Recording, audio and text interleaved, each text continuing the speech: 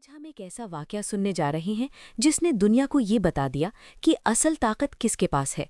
یہ وہ زمانہ تھا جب مکہ کی سرزمین خاموش تھی، لوگ سادہ زندگی گزارتے تھے، لیکن ان کے دلوں میں ایک گھر کی عظمت بسی ہوئی تھی، وہ تھا خانہ کعبہ۔ کعبہ صرف ایک عمارت نہیں تھا، وہ ایمان کی علامت تھا، حضرت ابراہیم علیہ السلام کی یادگار تھا، اور عرب کے لوگ اس کا بے حد احترام کرتے تھے۔ اسی زمانے میں یمن پر ایک طاقتور حکمران حکومت کرتا تھا، اس کا نام تھا ابرہہ۔ وہ دولت مند تھا، اس کے پاس فوج تھی، طاقت تھی، اختیار تھا، مگر اس کے دل میں تکبر بھی تھا۔ ابرہہ نے سنا میں ایک بہت عظیم الشان گرجا گھر تعمیر کروایا۔ اس نے سوچا کہ اب لوگ کعبہ کو چھوڑ کر اس کے گرجے میں آئیں گے۔ اس نے اعلان کیا، اس نے دعوت دی، مگر لوگوں کے دلوں میں جو محبت کعبہ کے لیے تھی وہ کم نہ ہوئی۔ یہ بات ابرہہ کو برداشت نہ ہوئی، اس کا غرور بھڑک اٹھا۔ اس نے فیصلہ کیا کہ اگر لوگ کعبہ کو نہیں چھوڑتے تو وہ کعبہ کو ہی ختم کر دے گا۔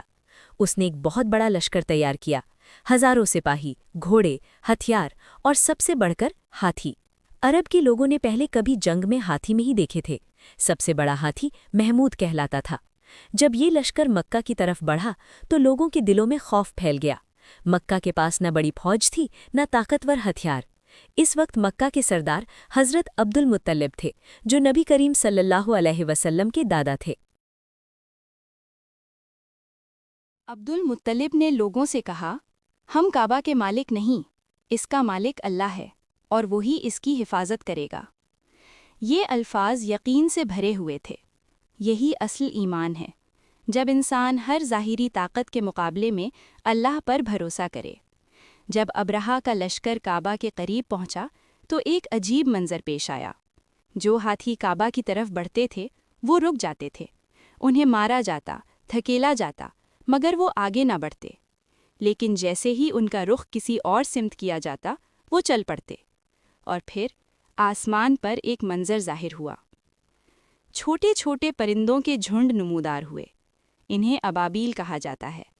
ہر پرندے کی چونچ اور پنجوں میں چھوٹی چھوٹی کنکریاں تھیں۔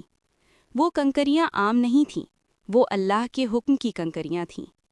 پرندوں نے وہ کنکریاں لشکر پر برسائیں، اور دیکھتے ہی دیکھتے طاقتور فوج زمین پر گرنے لگی، ان کے جسم گلنے لگے، وہ بھوسے کی طرح بکھر گئے۔ قرآن کہتا ہے کہ اللہ نے انہیں ایسے کر دیا جیسے کھایا ہوا بھوسا۔ چند لمحوں میں وہ لشکر جو اپنی طاقت پر نازاں تھا مٹ گیا۔